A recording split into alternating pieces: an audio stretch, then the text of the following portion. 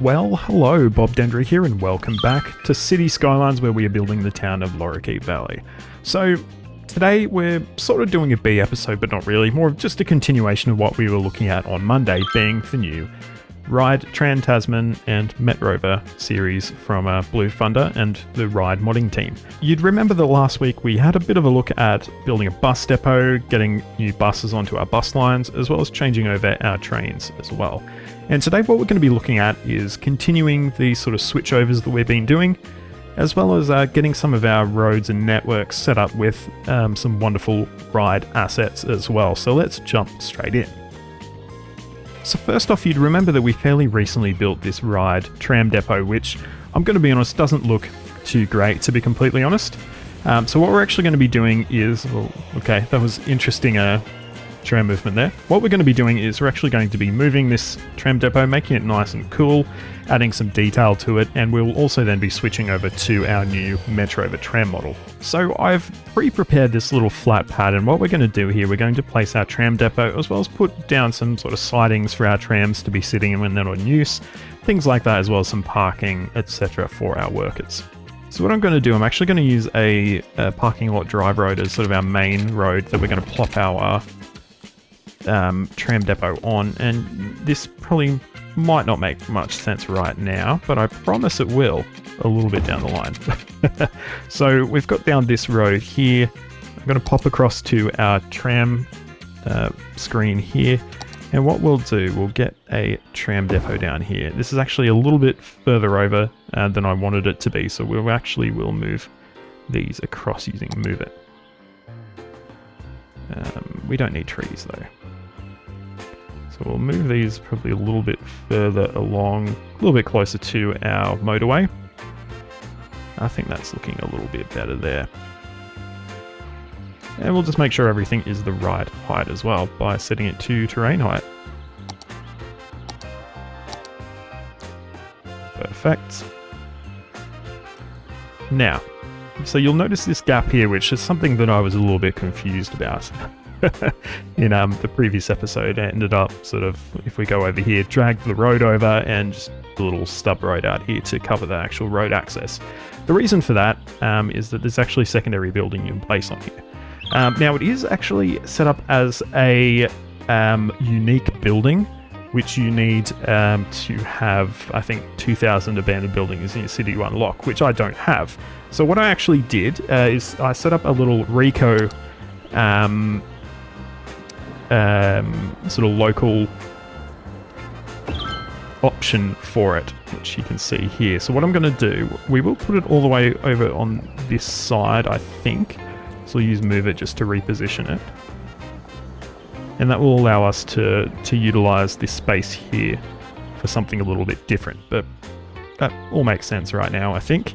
I also want to switch over these tram roads to something else because I don't think they really fit with what we're going to be going with. So I'll use my wonderful network multi-tool here. We'll unlock the segment and we'll actually replace it with a different type of light rail track. And the one I'm looking at here is our concrete narrow tram tracks. I also want to do something here. We want to remove our overheads and also our lights, and you'll see why in a short little while.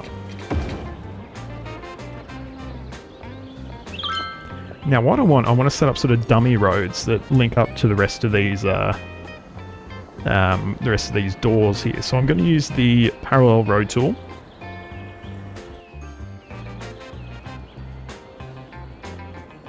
And we'll switch that over to the other side. And I'm just going to use our controls here to sort of more finely adjust. And how it's set up is that we want our overhead wires,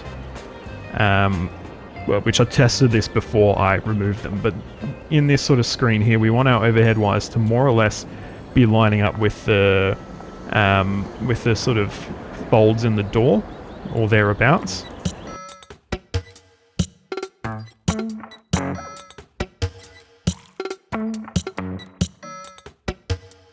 Alright, I think we will need to just quickly upgrade these again. Which will remove the overheads there, as we can see.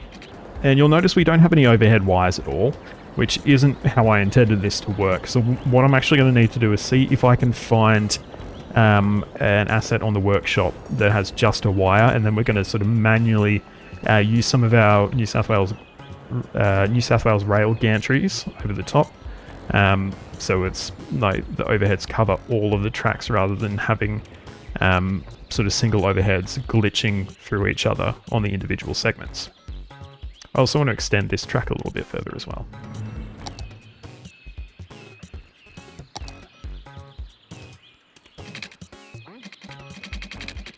And just to the end there is fine. I'm happy with that.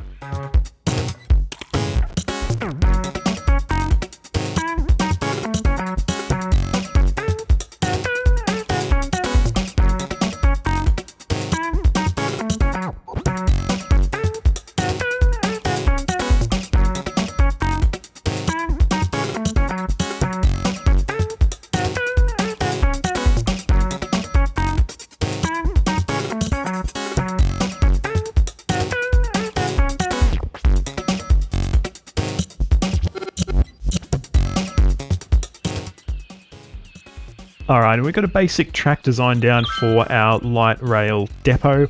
As you can see, there's a little bit of ugliness, a few sort of bits of asphalt that are not really behaving the best. But I think overall it's pretty good, and we can fix up some of these little tiny bits here with some surface painter down the line.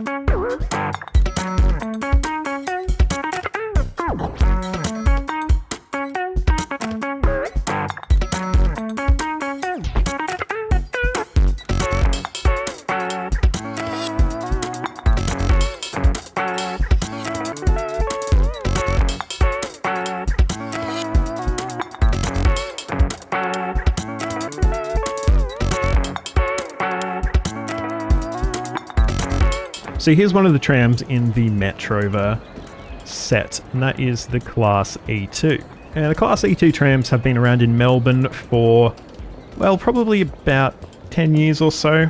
And yeah, you see on the Melbourne tram livery, it's not quite as small, these little squares you see on the side here, but I think it very much is reminiscent of how Melbourne trams look. And over here we've got a couple of Class C trams. They're also Melbourne trams. I think they are a little bit older, not 100% sure off the top of my head, but once again, cool looking models, really well textured. The original models are really well designed as well, so that is pretty cool. Now that we've got this new depot down, what I'm going to do is we're going to bring up our tram line, which I don't think actually has a name yet, so we'll have to pop a name on it. We are going to call the, let's have a look, where are we? Trams. We can call this the L1 tram line. Once again, sort of going off the Sydney themed naming of transit lines. And let's go in there and see how we have it set up right now. So in terms of our vehicles, we've got our Ryde's TARDIS Dualises running there. That is the Azure livery. And if we have a look through, as you can see, we've got a whole lot of different Metrover trams we can run. I think what we're going to run on at the moment, we're going to switch over to using some C1s, pull off the Azures, which I'm actually going to start removing the Azure assets from my setup because I just don't need them anymore. We will press this button here to remove our existing tram, and from there we should have a wonderful Metrover tram spawning very shortly.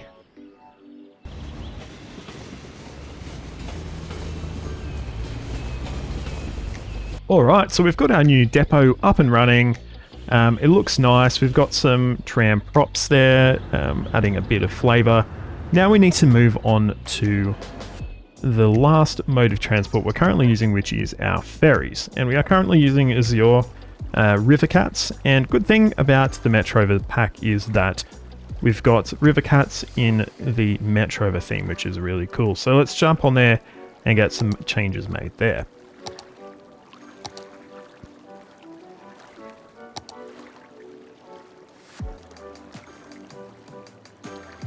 Alright, so we've got the F1 Lorikeet Coast, which runs all the way around Lorikeet to our zoo. We will hop over and change that one. We're actually going to use different models for each of our lines here, so we'll use the use specific config option here.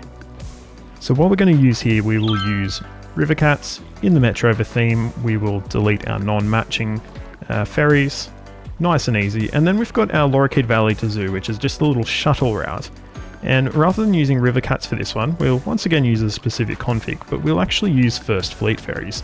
So these are both Sydney ferries. So they're, you know, I used to catch a river cat to work pretty much every day for, 4 or 5 years. So I'm very familiar with these lovely, lovely vessels here. And look at that. That looks absolutely amazing. That is a beautiful, beautiful river cat, and it is on the way, glitching through the wharf as it goes. And coming along beside it here is, or behind it at least, is a First Fleet class ferry. Once again, these run in Sydney, and once our Azure River Cat goes on its way, we can see looking very good, very beautiful indeed there. And I think I'm pretty damn happy with how these look. But one last thing I need to do while we're looking at our buses we're using on our modes of transport, and I need to admit the mistake I made. During the last episode, I mentioned that I was going to be focusing on Australian sort of style vehicles, but we've actually snuck in some New Zealand ones here. Get out of here, get back across the ditch, you don't belong in our build here. So these Enviro 200s, Enviro 500s, E200, E500 series, I genuinely thought were Australian buses, but Blue Thunder, who I sent my previous video across to have a little bit of a review, make sure they were happy with it before I posted it, said, hey, FYI, those are not Australian buses. So we are going to select those ones and we are going to yeet them away. Goodbye. And instead we're going to use some different buses. Alright, and here we have some buses that actually do belong in this build. So we have 3 BCI buses here. We've got, from right to left, we've got the BCI City Rider 11, City Rider 13, and the City Rider Double Decker, which you can also call CR11, CR13, and CRD. So those ones are Australian buses. It is actually an Australian company as far as I'm aware, so there you go. We've got some correct buses running. Woo! While we're adding new buses in, I also decided to add a couple more in as well. So this is another Volgren. This is actually a hybrid bus, which is pretty damn cool. And with the 3 200s gone, we were missing an articulated bus, so I chucked this one in as well. This one is a Gemelang, or a Gemelang, don't know how to pronounce that, which is very cool, though props are not quite set up properly. And when I said not quite set up properly, I meant I hadn't placed them down properly. So that is fixed. And yeah, a number of cool buses there, all ready to go. I'm just going to quickly change over our default config to use the correct buses as well. Alright, and with all our transit routes set up, all of that, I'm going to spend a little bit of time doing some detailing, switching over some of our props on our network, stuff like that, to make everything look a little bit cooler.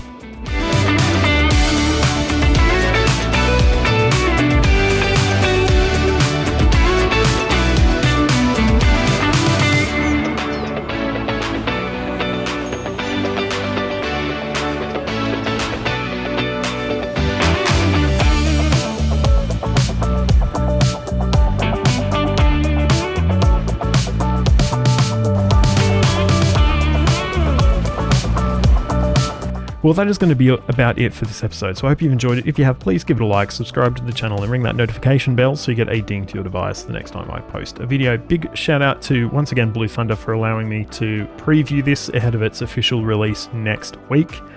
And if you enjoy Ryde, please go on Ryde's Patreon. Please become a patron, because it's an awesome, awesome series. It's really high quality content. And I think Blue Thunder and their, team of collaborators they work with on all of this wonderful stuff deserve the recognition. Even more than I want you to give money to me, definitely give money to them over me.